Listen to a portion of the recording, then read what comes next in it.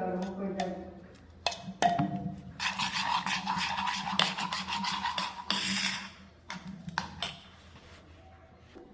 પાછો વળી ના અને કિલો ના આપી અમને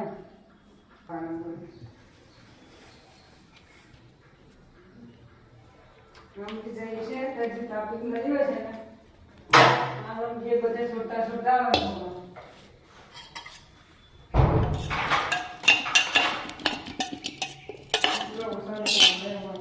પાછળ